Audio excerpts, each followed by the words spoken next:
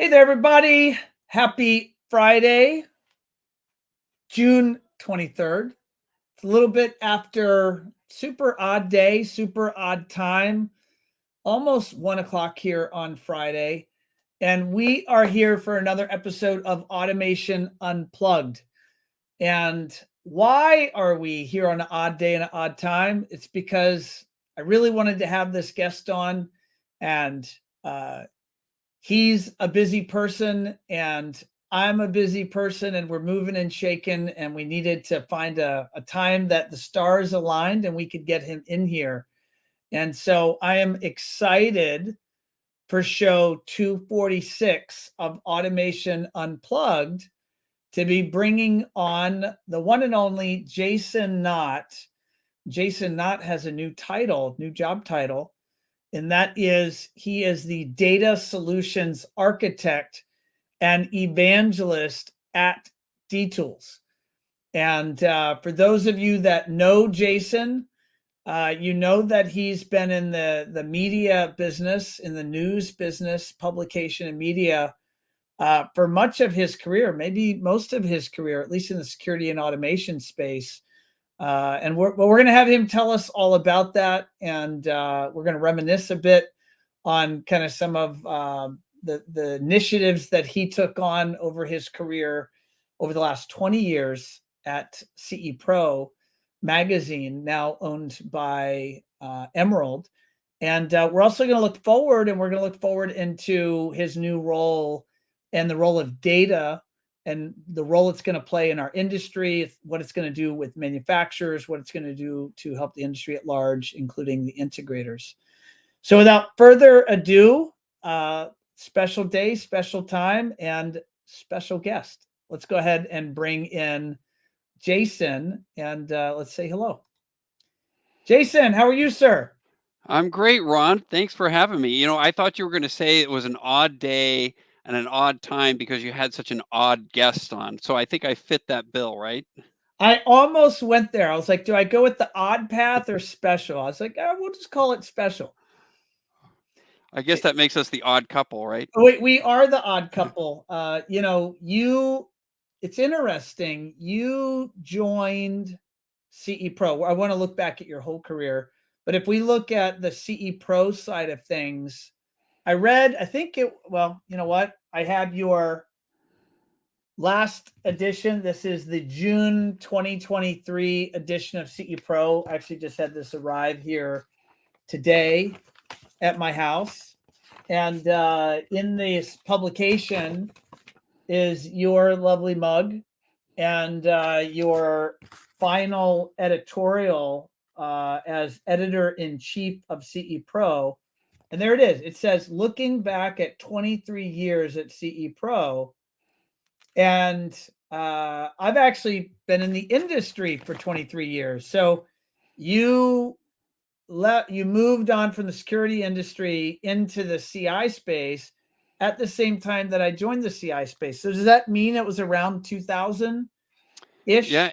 exactly. Yeah. So it was just to kind of give everybody the timeline. So um, came out of journalism school and immediately started working for trade publications in various niche industries.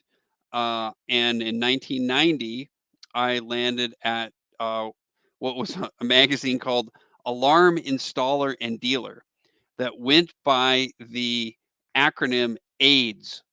Oh my Yeah. So goodness. it was And an somebody immediate. thought this was a good idea? It was pre-AIDS, so it was an immediate change. So I myself, along with the publisher, we in 1990 we changed the name of the magazine to Security Sales, which subsequently became Security Sales and Integration, and I covered the alarm industry from 1990 all the way through 2000. And during that time, got to know a lot of various people. And if everybody remembers, puts on their memory banks, they can remember the Telecommunications Act of 1996 that enabled the regional bell companies, Pacific Bell and NYNEX, and etc., to then be unburdened as restricted just telecom companies within their regions. and everybody in the security industry thought that they were going to just jump into the security business, and security integrators were going to go out of business. So what happened is, following that in 1996, you started seeing a lot of integrators start to move to home entertainment and home automation, smart home, which as we now call it. So we were starting to write about that and see this migration of a chunk of the industry moving on the residential side, security integrators, into home automation. And that was kind of how I followed that trend to CE Pro in 2000. And if everybody remembers, the owner of CE Pro, Ken Moyes, used to be the president of Arius Distribution, which was the #2 security distribution company behind ADI. And he had launched what was called HA Pro magazine, actually, in the late 90s, and then hired on Julie Jacobson, who was worked for him at Arius. And I knew them in the security space very, very well. And they had been bugging me for years to come over to CE Pro. Please come over. Please come over. The stars aligned. I'm an LA kid, so it was not an easy thing to move to the East Coast and complain about the weather every day, but it's what happened. And moved out here to Massachusetts, which is where I live now, and became the editor of CE Pro in 2000, and all the way until 2023. So that's kind of the long and short of it. Where are you coming to today to us from? Are you at home? Are you at a home office? I am. So we actually the CE Pro actually shut down its offices in Framingham in December of 2022. So I I did not know migrated that. to, I Because you used to just, always go to the office. yes, I was in the office, even through COVID, which I got to say was awesome to be the only person in the office. Myself and the IT guy You were the probably only got a two lot people. done. Oh, I was so productive. It was incredible. So, but yeah, we shut down the office, and I migrated to a home office about, what, 7 months ago now.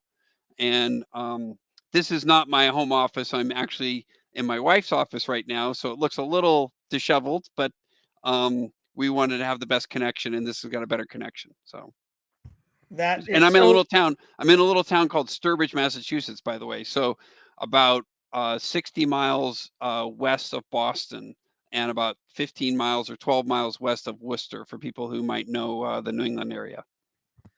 So, Jason, you are newly unemployed. I am. How does that feel? Now, that said, that's a bit of a nuanced statement because you're actually eminently going to be starting a new role with D-Tools.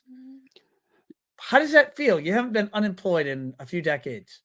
No, well, it's funny. I looked back, and the last day that I had off prior to this gap between CE Pro and D Tools was August 14th of 2021.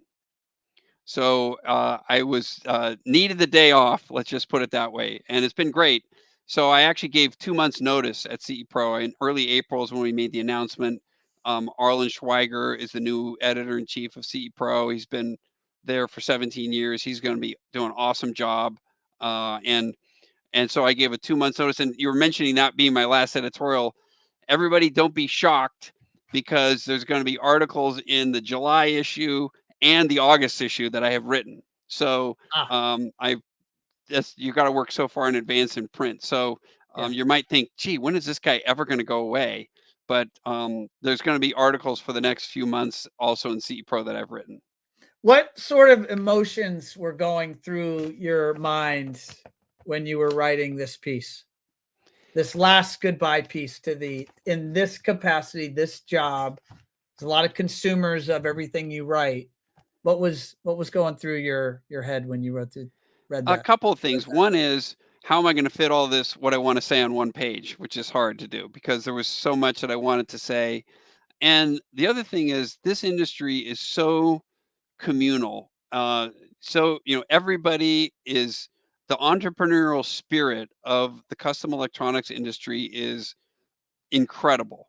And it's what attracted me to working in this industry, and all the friends that I've developed over the years. I'm not going away. I'm still going to know them. I'm still going to be at all the shows, but I'm just not going to be in your mailbox every month, saying something that you should, pointing my finger at you, saying something you should do. You might, need to get into RMR. Come on, people. Yeah, it's funny. I've had somebody tell me this, and I've said this many times. Is I taught one of the things that shocked me, quite frankly, when I came over from the security space. A couple of things, but one of them is recurring monthly revenue and the lack thereof that was in the custom electronics industry. And everybody knows the security industry is a recurring revenue business model, and a very successful one. And when I came over to the custom electronics industry, nobody was doing recurring revenue. Very few people. And I think a lot of the security integrators that I mentioned earlier who were migrating over were probably surprised by that also. But at the same time, there were lessons learned that the security market had gotten to, if everybody remembers, in the late 90s, you could get a free alarm system. They were giving them away in exchange for the recurring revenue contracts, the monthly monitoring fees. And so I think the security industry guys who came over learned, look, there is value in the equipment and the gear and the labor of what I'm putting in. You don't see free systems anymore. You do see low cost ones still, but you don't see free ones anymore. And I think conversely, these custom electronics industry has absolutely learned the value of recurring monthly revenue. And I beat it like a dead horse in CE Pro, talking about service revenue, not necessarily just alarm monitoring revenue, but service revenue. Now there's so many different ways: video storage fees, service and maintenance agreements, obviously alarm agreements. There's different ways that integrators can make um, money. Even some guys were making money with monthly Sonos radio recommendation fees for their customers. So you can get very, very creative in this, but it's one of the most rewarding things I've had is I have integrators consistently come up to me and say, I never did any recurring revenue, and you talked about it, and I did it, and I can't believe I hadn't done it, and thank you for talking about it so much, because it's really brought value to my business and obviously revenue to my business. But one guy joked to me, he said, you wrote about RMR so much that when you die, your epitaph on your gravestone is going to say not RIP, but RMR. So That's so true. but, You had an impact on me, Jason. I don't think I've ever told you that, but I'll do it here live because why not? My business, when I started it in 07, we were doing projects. It was all project engineering based. Like we would do proposals and detools, project drawings for integrators. And it was all flat fee based on the type of engineering product we'd be delivering. We were paid a fee. So, you have a great month and you're at the beginning of the new month, you're back at zero. And then you got to go, talking the sales standpoint of that business, it was called Firefly Design Group. And you were preaching even then, and I say that with love and affection, you were preaching in the publications about the role of RMR. You had that strong background with security. And I started to listen. And I added very early on in my business a recurring element where we were helping integrators with their social media. We started helping them with their email. This is when I was an engineering company. And we started to do these recurring things. And then fast forward here at One Firefly, we ended up in 2015 closing down the engineering business and the programming business because those were project focused businesses in deference to or in preference to the recurring marketing business. And today my business is greater than 70% recurring. And there's no doubt my ability to invest in R&D, to continue to innovate. We have some exciting new things we'll be launching at CEDIA this year.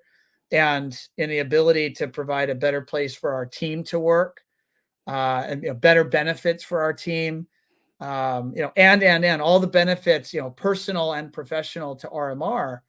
The business that I am here at One Firefly today, You were the voice talking about the power and benefit of recurring revenue. And I lived on the other side of it, and it was hard. And we're here on the other side. It's not that it's not hard, it's just less hard. It's less hard when you have that, those fees coming in at the beginning of the month, and you can already start to design out your production and what do you need to do, who's going to be working on it, because you know that that work is ongoing. Those commitments are ongoing. It's there was no one else, frankly, Well, it's whispering funny. in my ear telling me to do that, but it was you, and you were talking to the integrator, but what you didn't know is I was also listening. Well, it's funny because one of the other elements you kind of really hit two of the really central themes from the security industry that surprised me. One of the other elements that surprised me when I came over in 2000 was the lack of marketing that takes place in the custom electronics industry, because it is a referral based business. But I think people recognize you still have to market to get referrals. But in the security space, um, you know, years ago, and I think it just celebrated its 28th anniversary at ISC West, I created what was called the SAMI Awards, the Sales and Marketing Awards at Security Sales. And we recognize the best in the security space of community involvement, website design, truck decals and design, brochures, videos. It's migrated to add videos and things like that. But then you come over to the custom electronics side and nobody was doing marketing. Yep. So there was not just a void on the RMR side, but there was an extreme void on the marketing side. And we'd done research that the typical residentially focused security installation firm spends 6% of their expenditures on marketing. And I would bet there's hardly any, if there is one, even maybe a retailer of some sort in the custom electronics space who spends any percentage more than 1% of their money on marketing, which is a mistake. And the other thing I want to say is I have to thank you, Ron, because we were at a CDA management conference years ago, and we were sitting at one of the lunch tables, I think it was, and we were talking about the lack of business courses at CDA Expo and how we could get more business oriented courses, not the technical courses, Yep. but the business oriented courses. And I said to you at the time, I said, boy, I'd love to be on that committee. And I remember you said you would, and you got up from your chair and you came back like literally 3 minutes later and said, you're on the committee.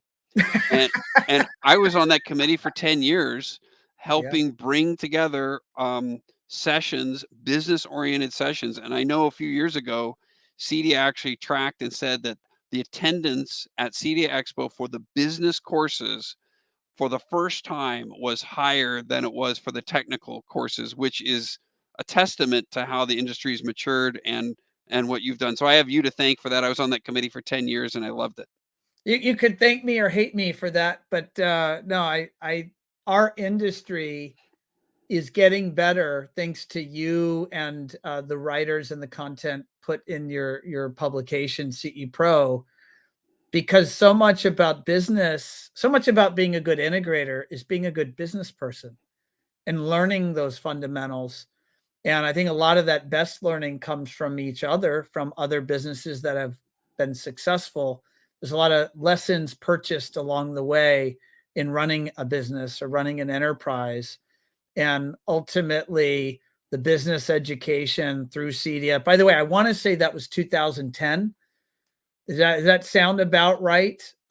Maybe when I remember very vividly you and I hanging out and having that conversation. I went and got Peter Ship, who was at the time out of Orlando. He was at the time, I think, the chair of the CDA business committee.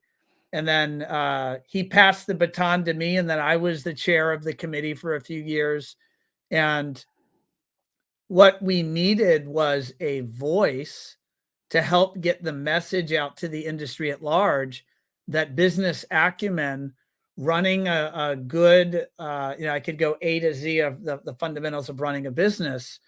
If the integrators could get better at that, then ultimately the industry wins, the manufacturers win, the customers win, the entrepreneurs win running these businesses, the employees that work for them win.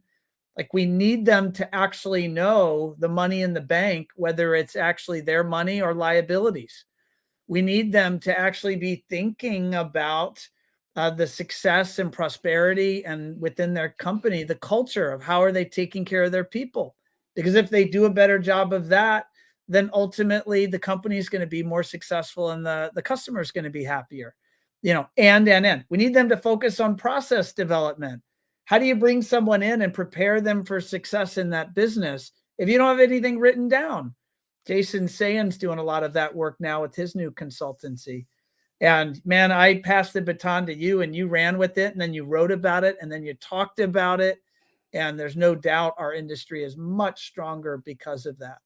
So Yeah, that and it solves the big elephant in the room, which is the labor issue. All those things that you just mentioned. If you do all those things, you run a better company, a more profitable company, a company that people want to stay at and want to go work at, and that resolves this lack of labor that everybody is facing, no matter who you are in the industry. It I don't want to say it resolves it; it improves it, because I think even if you're doing all those things, you're probably still looking for good labor, but but it helps a lot. So what you're doing that to help them. I appreciate that. And I do agree our industry at large is bottlenecked. I'll give a current, this is June 2023. So I'll give it kind of like my very quick synopsis of, I think, the state of our industry, at least in the United States and Canada. I know we have listeners around the world, but in North America, I think that this is a current economy right now in the integration space of the haves and the have-nots. Good integrators are busier than they can stand, and in fact, in many cases, can't do more work, and their bottleneck is people. And because a lot of that middle market is gone right now because of the economy and inflation and interest rates and stress, God help you if you actually turn on TV, it's quite dramatic. You think the whole world's going to burn down. So I choose personally not to watch the news. But so that middle market is gone. And so there are certainly some integrators that are out there that are hurting. And I think the people part of the solve for those really good businesses, there needs to be more focus and attention on helping our industry recruit more technicians into the space, helping these individual businesses better understand how to hire, maybe not just from their local market, but nationally. And then when the market turns, and any down market isn't down forever, it pivots and it'll be an up market. And then you're going to have that whole middle market come back. And then there's really going to be a sucking sound as it relates to a need for people. Do you have an opinion that that's the current state of things, or do you see it differently? Yeah, no, and we were talking about market conditions, and we just went through the recurring revenue void. We went through the marketing void that you filled, and it's really kind of what's driven me to take this D-Tools job, because there is a lack of data in this industry that has been there forever. And if people notice, over the last several years, I've been doing these regular deep dives in CE Pro that give status analysis of various markets, whether it be lighting, whether it be the outdoor space, whether it be we just did one on multi-dwelling unit market.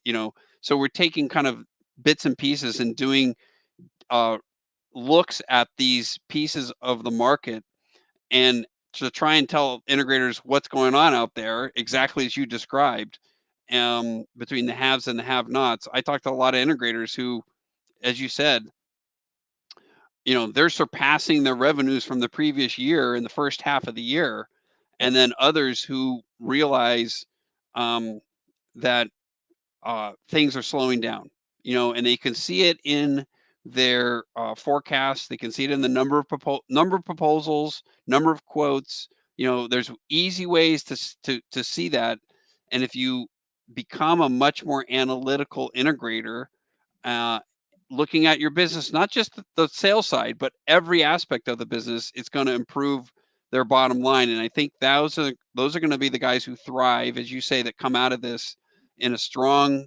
position versus the ones who are, gee, I don't know why the phone's not ringing.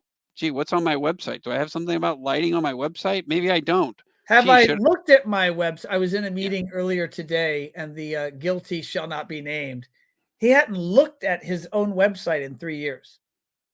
He did not even know what was on his website. And that's funny, except it's not funny, and it's quite common. And, I guess I won't even step on the soapbox of marketing, but I think that the winners today, the businesses that are really excelling. I was talking to a business in the Midwest, and he'll do about $6 million in revenue. And he said he actually, if he had the people, he could do 10 million this year because there's enough demand there. He just can't get the work done. He doesn't have a way to put it through the machine that is his business. And I think if you look at those successful businesses, if we can find a way to solve this people part of the equation, I think that is ultimately what helps our industry continue to move forward. But when you look at your current or your new role at D Tools, expound on that. I mean, I know there's a lot of curiosity from me and those that are listening. How does data help the industry? Specifically, how does data help the integrator? How does data help the manufacturer? And what is this data that you're talking about? What is this new information that's going to improve things? And clearly it was inspirational enough for you to decide to make a move. So, I mean, Yeah. tell us about that as well, if you don't mind. Yeah. So, as people may or may not know that for years, D Tools had system integrator, which was its on-premise software solution for integration companies. And about 3 years ago, they launched D Tools Cloud.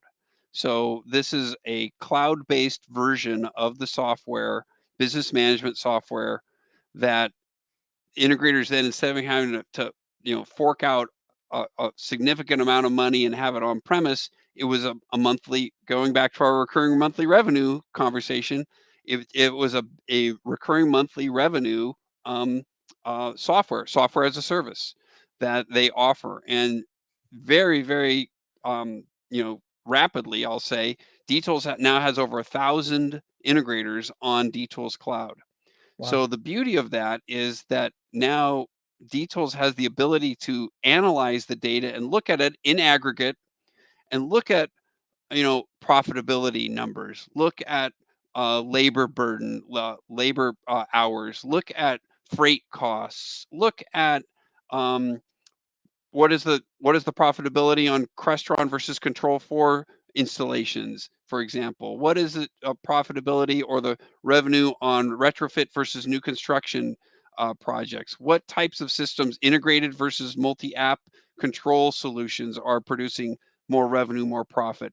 Um, these are the sorts of things that integrators need to be looking at for themselves within their own company, but also be able to look at their data compared to what we will call industry averages.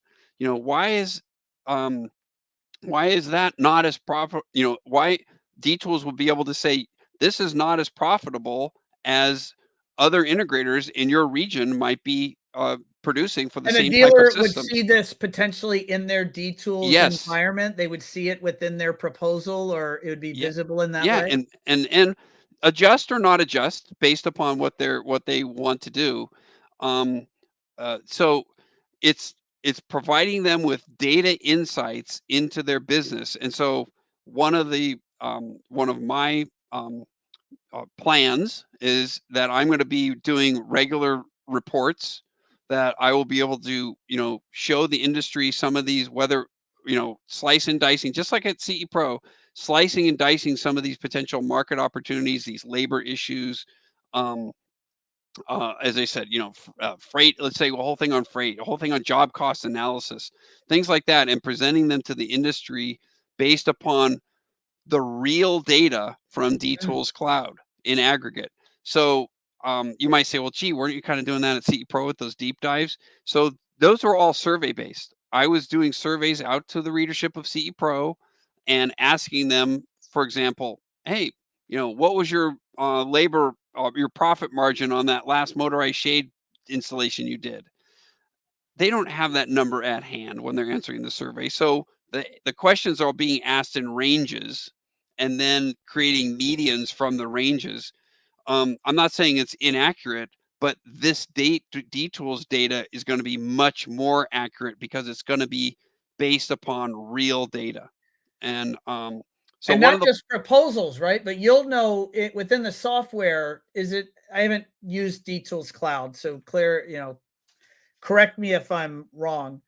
But within the software, the business owner would note a proposal as won or lost. Is that true? Like you would know if it's actually been closed, meaning the client signed a contract? Yeah, because obviously then it processes to the ordering of the equipment.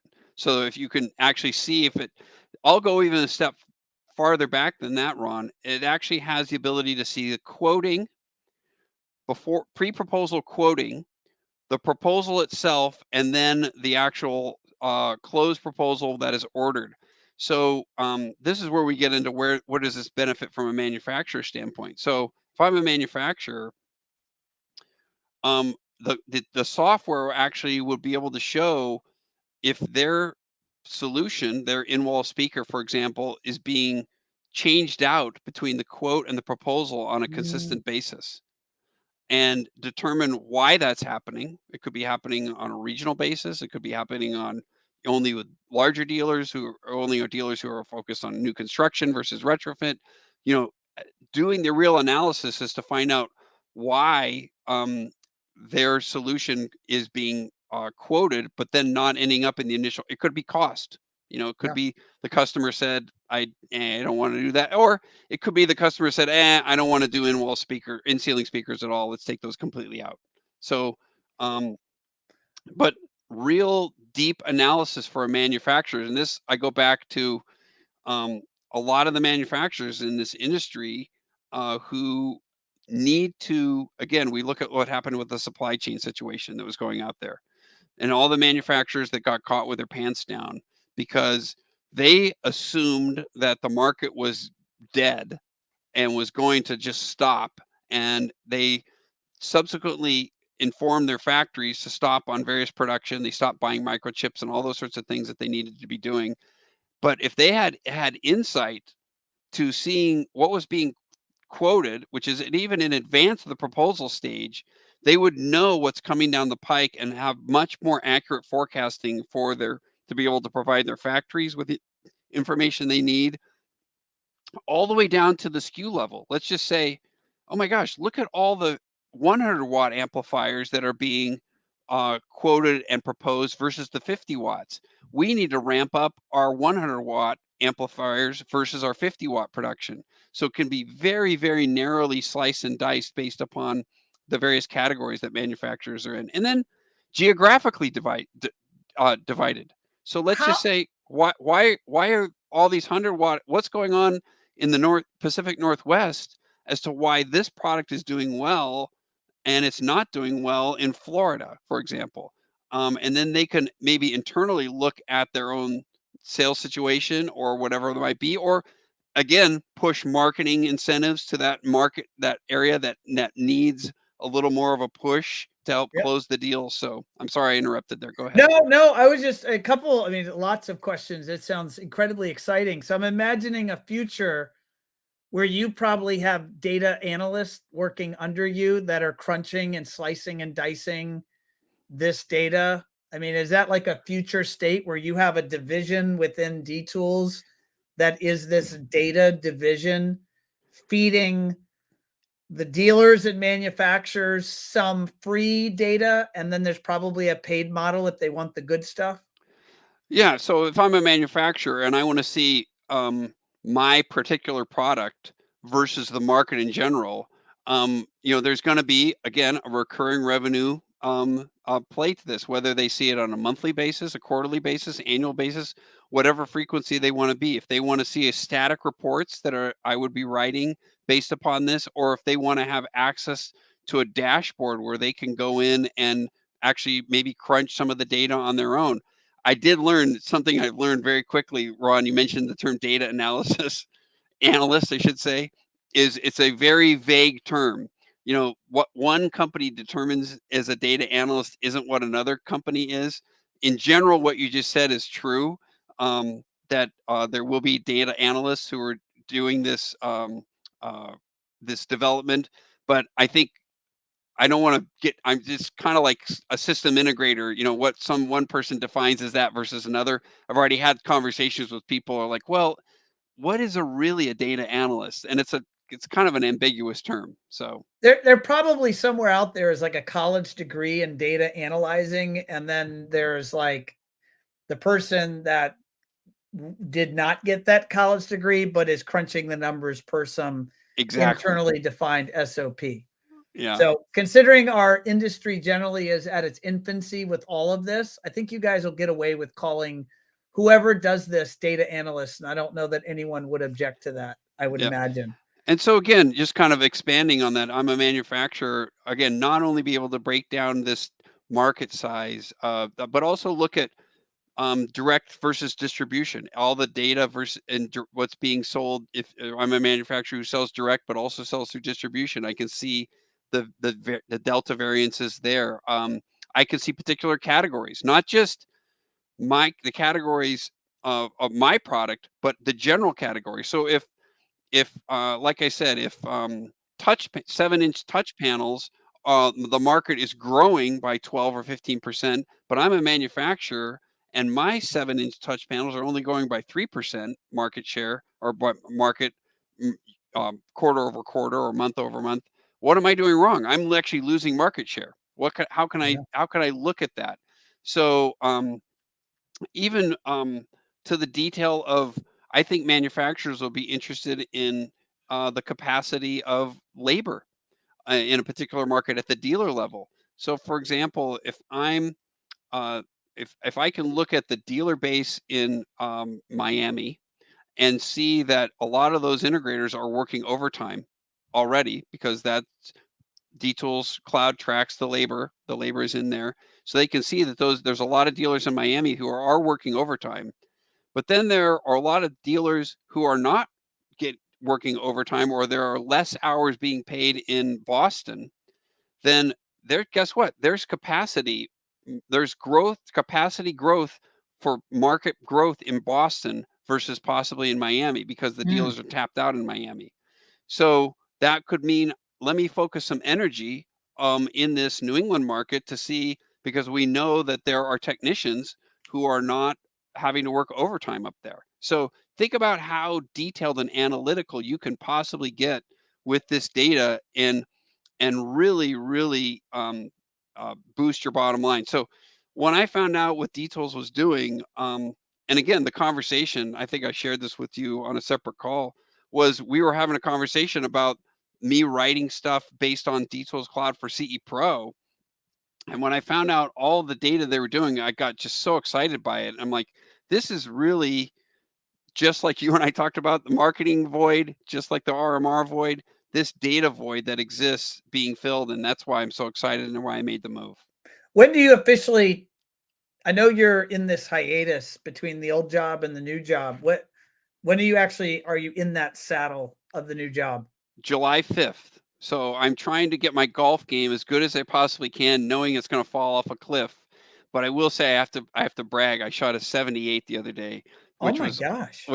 like super exciting. So I'm I'm I think I've played 6 or 7 rounds of golf, which I hadn't played in a long time. So that's exciting. 6 or 7. Are you traveling the country and doing that? Are you doing it in your Now, backyard or what?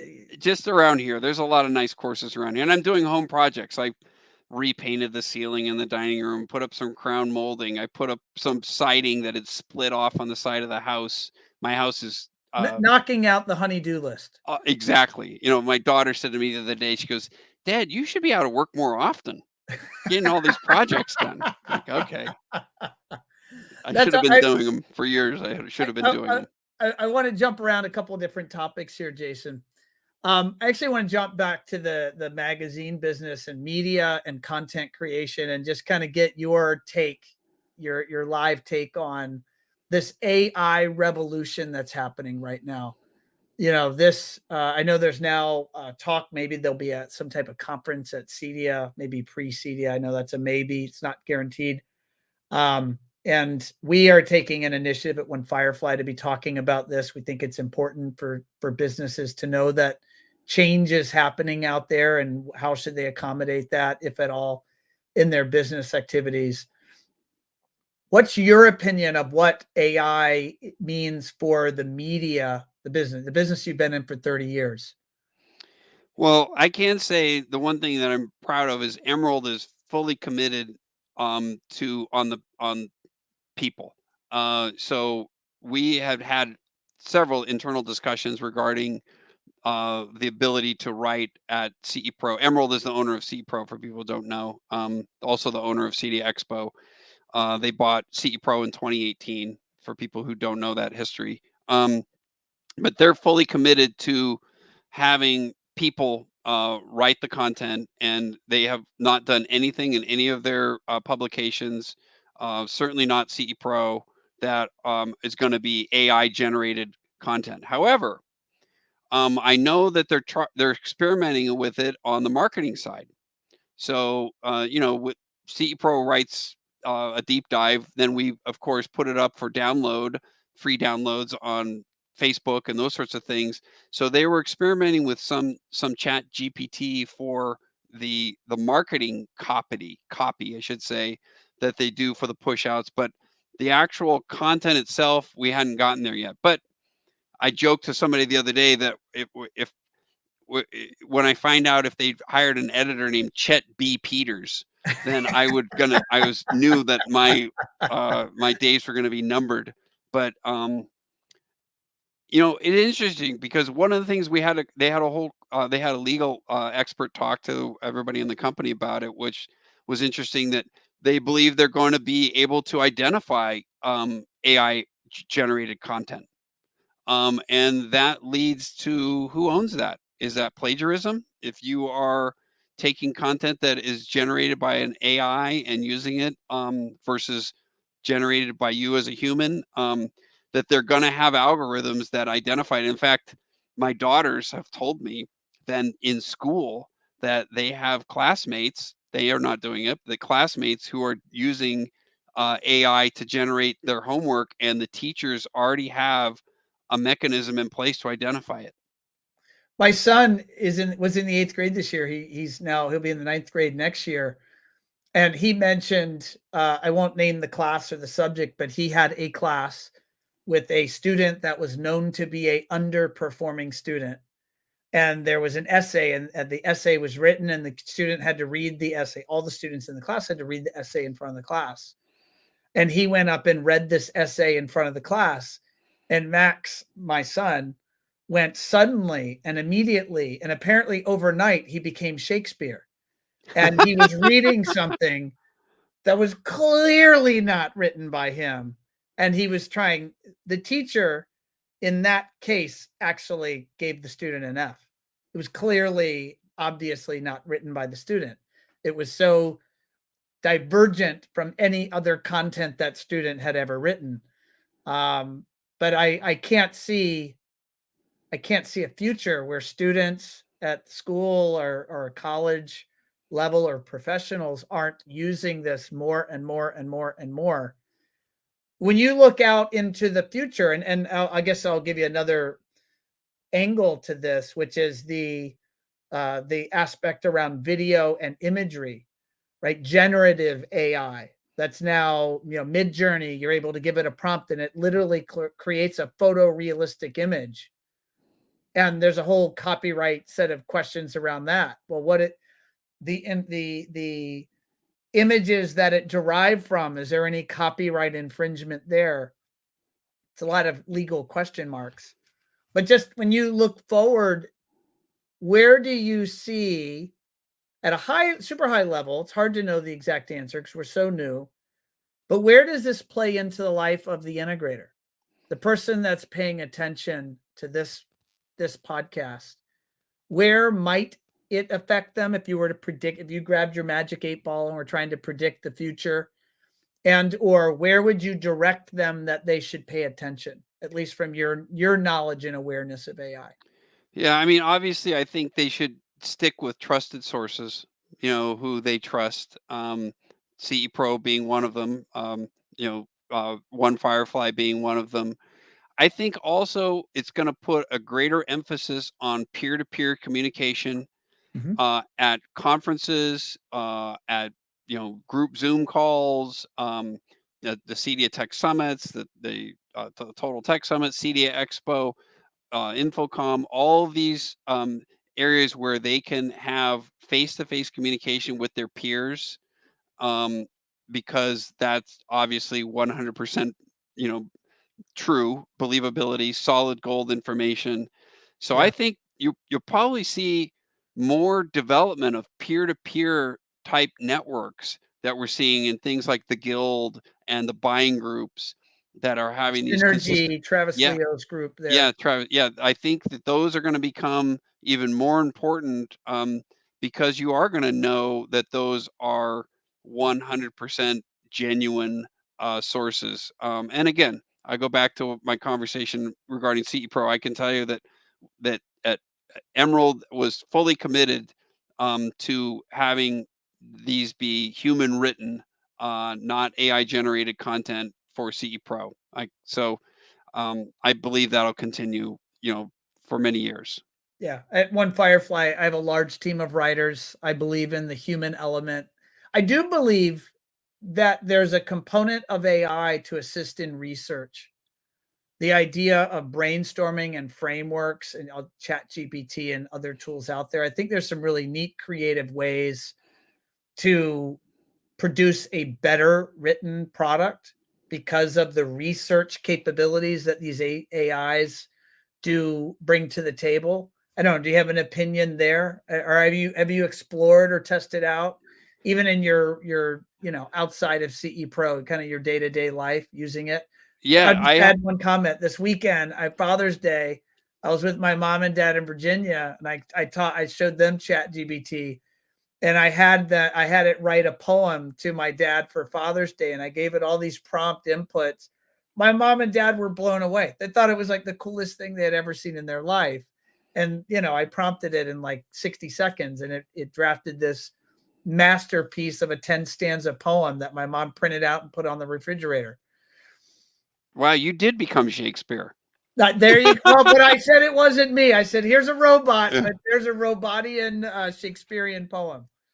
Well, it'll be interesting because I know I spoke with an integrator who told a funny story of how he was, I think it was the local Kiwanis Club or something like that, and he was the outgoing president, and so he had to give a speech to the group, and he's not good at this. He's not skilled, doesn't like to get up in front of audiences in general, and so he asked Chat GPT to write him a speech as the outgoing president of Kiwanis in whatever, blah blah blah, and he said it was unbelievably eloquent and passionate and inspired the entire group. And then at the end he said, sincerely, Chat GPT. He told everybody he had not written it, but he goes, it made me now comfortable to do something like that, and I never would have. I just even start. Where do I start writing a farewell speech or something like that? Yeah. So I could see it being used if integrators are maybe nervous or fearful to speak to a home builders association or an architects group or an ASID group, to have it assist them in coming up with the right verbiage to speak eloquently to that group. I think that's a great application. So I have messed around with it, and it was impressive. I was working on an application with my son for something to do outside of school, and he had to write an essay. And I fully fundamentally oppose letting somebody else or something else write an essay. But I was working with them on this project, and I said, why don't we ask ChatGPT to give you a recommended outline or structure because it was like an odd question, and he's young enough that he hasn't had to do college essays and things like that yet. And so, and I'm out of practice, so I didn't know the structure. I said, let's ask ChatGPT, like, what should the structure of this thing be? And it gave this wonderful, eloquent, write 50 words about this and do 70 words about this and structure it like this. And it then sat over here as an outline for him. And then he went and wrote all of his words and his ideas. But it was like he had a tutor beside him. And it was a free tutor. It was really interesting. I think there's all of these neat applications when we start thinking out of the box. Yeah, and for website development, from your standpoint, it's really something to look at. I think maybe as a learning tool. So let's just say you want to write a section for an integrator's website that compares, Crestron lighting control versus Lutron lighting control, and you ask Chat GPT to include it to be optimized for Google SEO. Yep, And then you probably have to tell them what words, and then look at that and use that as a basis for developing. Obviously, each company that you work with is different. You're going to have those personal elements that ChatGPT is never going to know about. that's right. Somebody who's a committed family company, or you can't possibly name every permutation that needs to be in that marketing copy. Right. But at the very, we used at CE Pro, we used a tool called Yoast. I don't know if integrators are Yeah, familiar with that's that. for your WordPress site, right? Yeah, with it embedded into WordPress, that we then would optimize the particular Google SEO terms that we wanted to target in an article. We use it. CE Pro uses it for every article, every product post. Everything has been run through this Yoast. Now, in many cases, it's impossible to get the that Yoast is going to send you down a track that isn't necessarily going to be right for the reader. So, but I would bet 90% of the cases we make sure we optimize that copy, human written copy, based upon that Yoast input. Yeah. So it's beneficial. If you look forward into the, using your vast experience and understanding of market cycles, you've been through many different economic cycles, and our industry maybe as good or as bit better than anyone out there. What do you see for the rest of this year, 2023, and what do you see even into next year? It's an election year. Um, Unfortunately, because I hate the drama and the politics that come with that, at least in the current state of politics in the United States. They're pretty nasty. So that aside, what do you see for the integrators and the industry at large? Anything that seems obvious to you? And I just your opinion.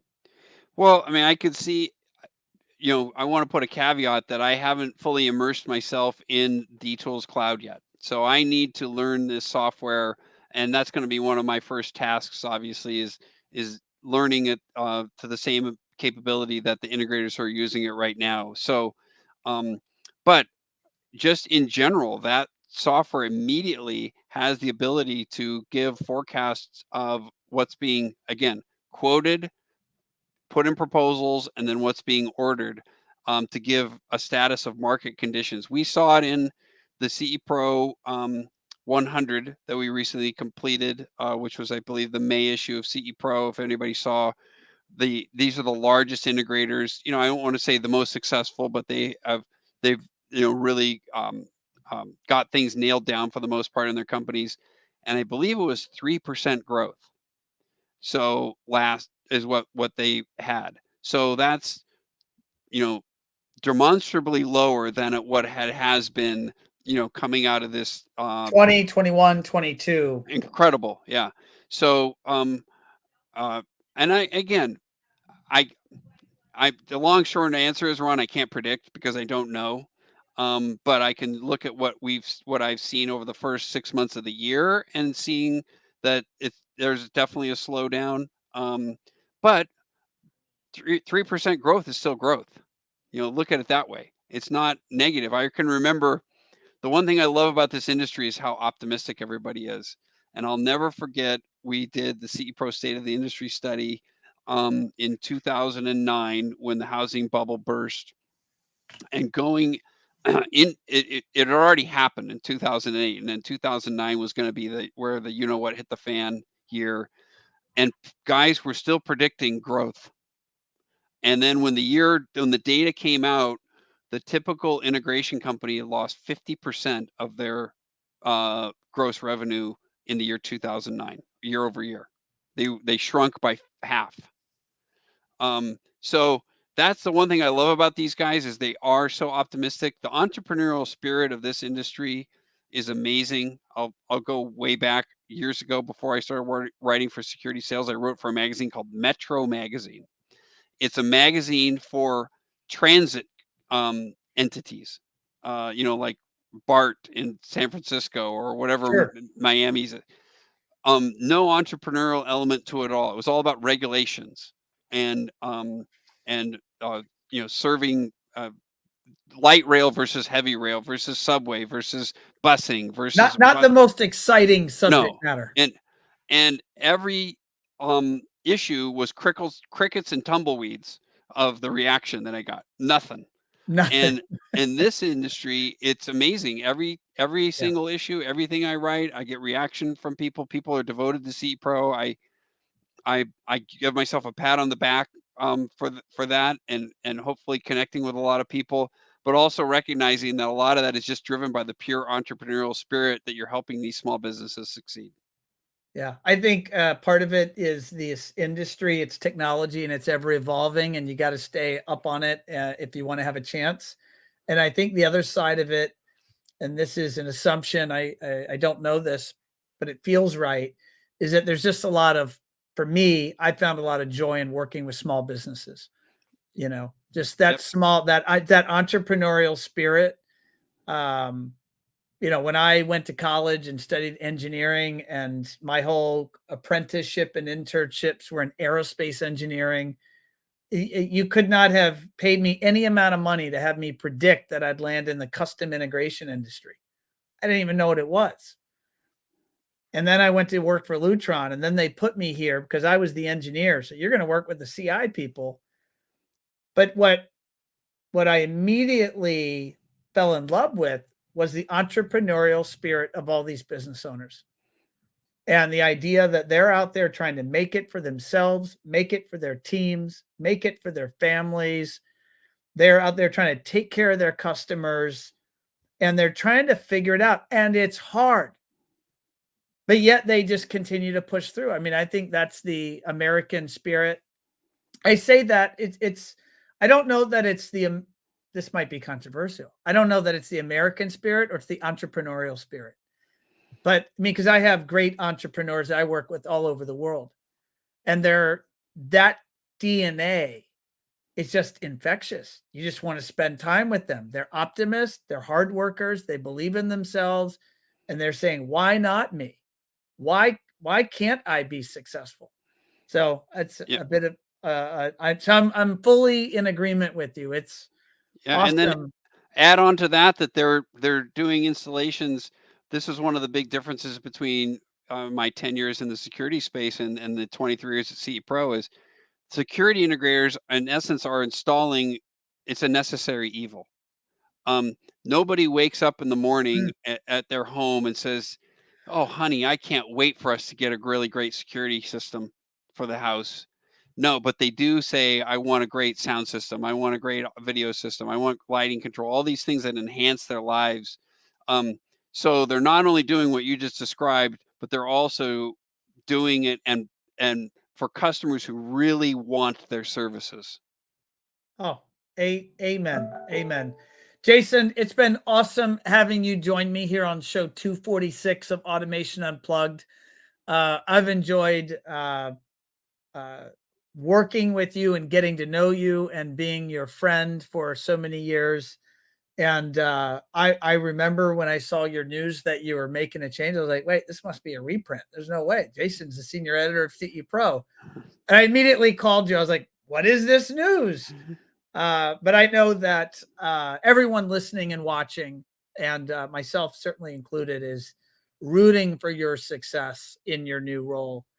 And I couldn't be more proud to know you and call you a friend. And I'm excited about what you and D-Tools are going to do for the industry with this new initiative. It's definitely innovative and it's definitely needed. And I'm confident that you guys will make a difference. For anyone that wants to get in touch with you, how would you have them do that? So my DTools email is jasonkay@dtools.com, and that's d-tools.com. You can obviously follow me on Twitter at Jason W. Knott, and LinkedIn, Jason Knott, Jason W. Knott.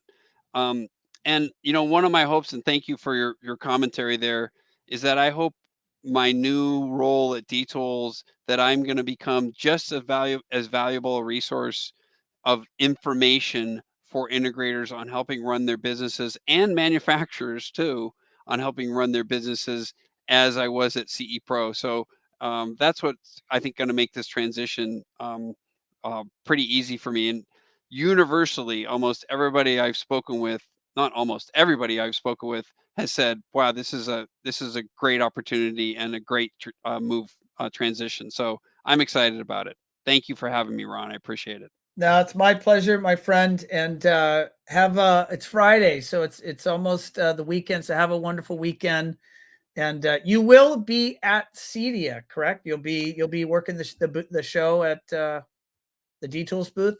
Yeah, absolutely. Yep, absolutely. I'll be there. And then, one of the goals that I'm going to try to do is, again, I mentioned these regular reports to the industry, kind of giving some of this summary data, and going to be working with CE Pro on getting that information out via the publication. So you're still going to see me in CE Pro, but it'll just be coming from Jason, not at DTools. Awesome. All right, thanks, buddy. Have a good rest of your day. Okay. Thank you, everybody. All right, folks, there you have it. The one and only Jason Knott. This has been show 246 of Automation Unplugged. And I was so excited that I could get Jason on here. As soon as I saw that news broke, I gave him a call, and we coordinated him coming on the show. We had to juggle schedules a little bit. I've personally been traveling. Last week, I was out at an event with my son and my wife in Washington, D.C. And then I'm heading out and doing some traveling with my team next week. So thus the show on Monday and the show here on Friday. Appreciate all of you accommodating that if you're watching live and if you're watching it on replay. Thanks for tuning in. Don't forget to drop into the comments who you are, where you're coming to us from. And that's always great. And we really appreciate that. And give Jason a congratulations or your thoughts on his new initiative, or if he's impacted your business or your career.